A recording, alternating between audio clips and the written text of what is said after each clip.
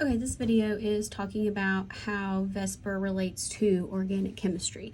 Now, we learned in Gen Chem 1 that, I know I say VSEPR, but it stands for valence, shell, electron, pair, repulsion. So it's an acronym.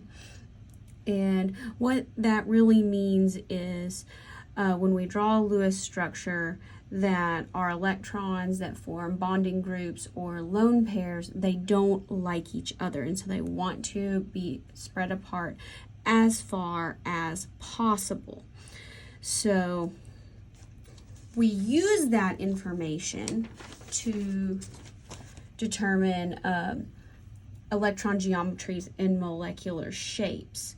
So there's only a few of these. We learned a total of 5 different electron geometries and a lot more names of molecular shapes. It's not going to be that complicated in organic. So what we need to look at, I'm just going to put a few of these on here. So first of all, let's do so here's our central atom. And if we have 2 groups there, this is called linear. So here's our central atom, and we may have learned this as AX2, and then I put E0. You don't have to know those, but I think it's kind of a handy tool. The next one is if you have 3 groups. So here's our central atom, and here we have 1 group, 2 groups, 3 groups. And this is called trigonal. Because look, it looks like a triangle if you just kind of use your imagination and shade that in. Planar. And you may have learned this as AX3 or AX3E0. Now you can have a situation where one of these on the central atom is a lone pair. So here that's going to look like this.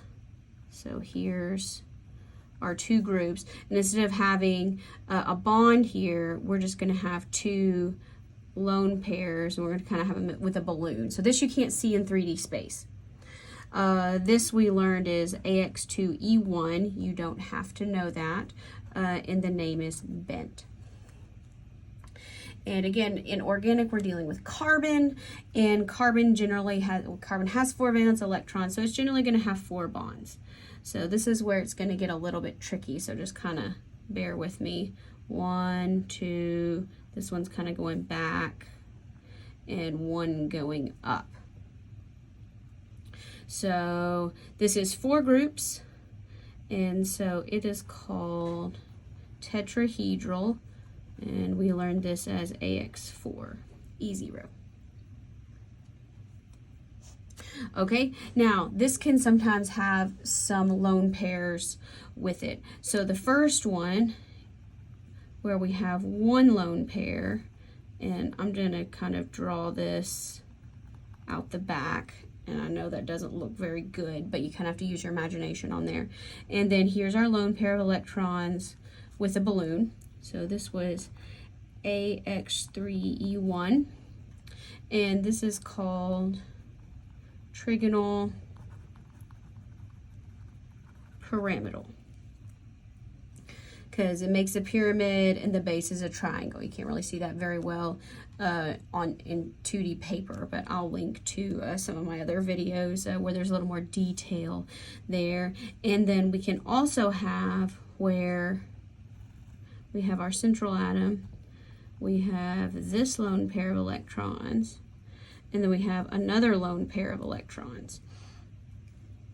So this was AX2E2, and it is also called bent. These are the only shapes that you're going to encounter molecularly that are going to be important in organic chemistry, and most of them are just going to be these 3. Those are going to be the most important ones.